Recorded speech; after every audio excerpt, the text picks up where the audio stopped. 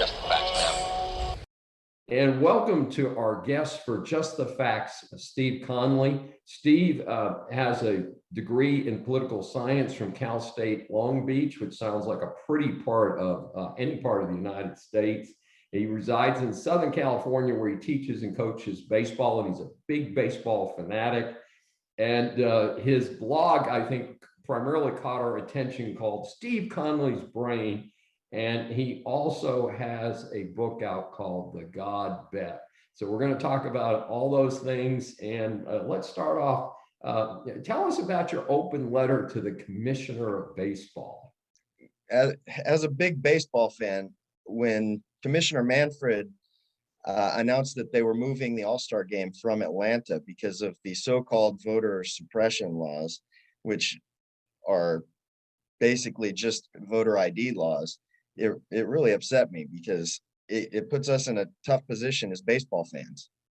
You know, the opponents of asking for ID claim that it's racist, which I think is a very racist idea in itself, because if you're saying a black person is too dumb to get ID, that seems far more racist than asking for ID. And that's the gist of my letter to Commissioner Manfred.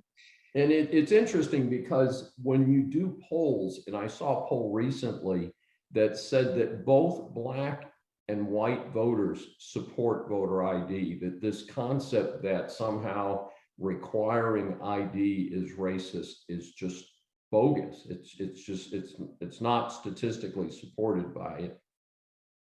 Absolutely. And I point out in my letter, I say that if that's racist, why is it not racist that at your ballparks you require ID to buy beer, you know?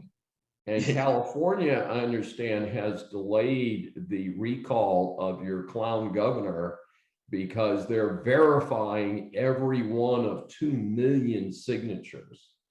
They are, although I have just last night I got a update that said that it was going through. Hey, let's switch gears a little bit on the same topic and tell us about the prank that you did that on voters, speaking of voter ID. That's great. It's a great prank.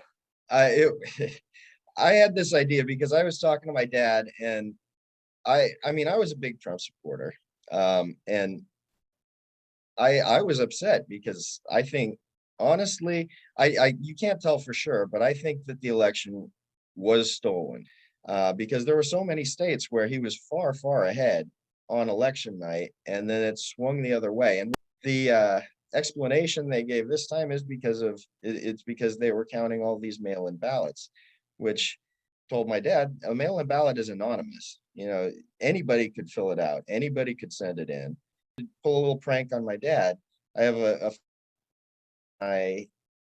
drew a picture, and I used crayons, and I drew it just like my niece would draw it.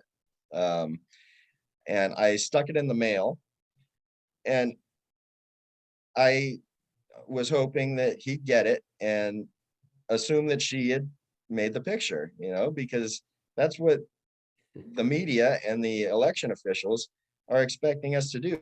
Anything they get through the mail is a valid vote filled out by the actual voter. And so I mailed it to my dad, and he opened up the picture, and he was, oh, look at this, look what your niece sent. And yeah, I mean, it was hilarious. And then my little niece came in that night, and that was really funny too, because my dad asks her, what picture? Yeah, she's like, I don't know what's going on. Well, she's a cute little person and the star of the show. So absolutely. And she knows it. Before we run out of time, tell us about the God Bet. And I read the material that you have up there, and I'm especially interested as to who's going to be the judge.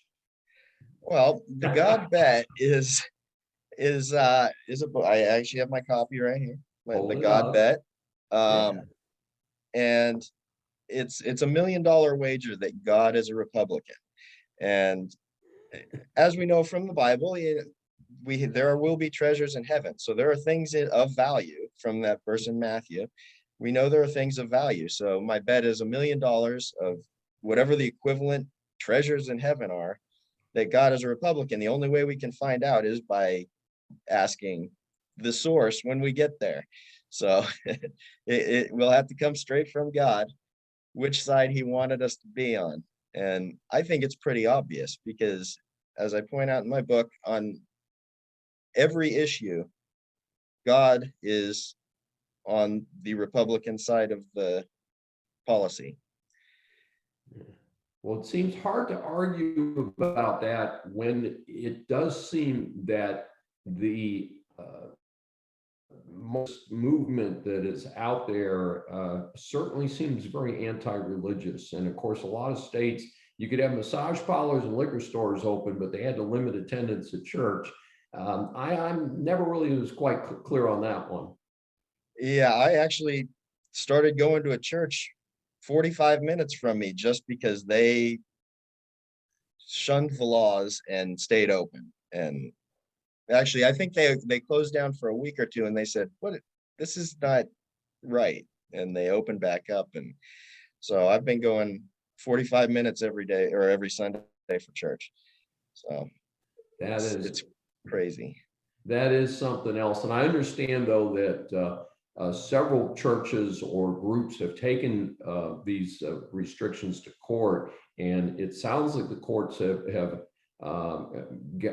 had a change of heart, because I'm seeing a lot of them saying that churches should be open and they can make their own decisions. And I understand California is finally doing well on the COVID situation, as is Texas and some other states. So things are starting to look a lot better.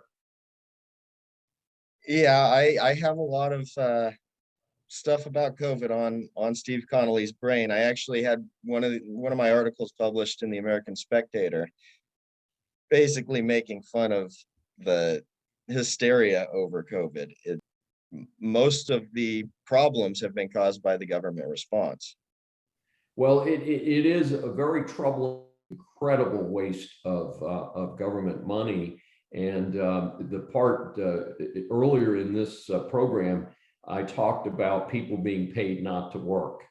A lot of people on the left will say that those are the only issues that conservatives care about, that Christians care about. And I point out that on every issue, like I said, God is closer to the Republican position. And on economics, I think they talk about conservatives don't care for the poor like they should. And if you look at studies, conservatives give far more charity than people on the left do.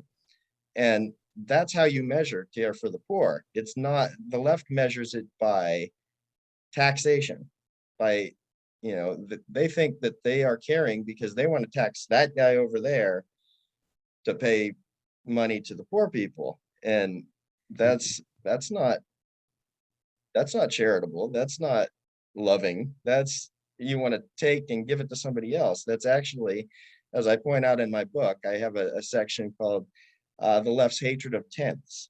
They hate the 10th Amendment because that says that powers that aren't given to the federal government should be kept for the states and the people.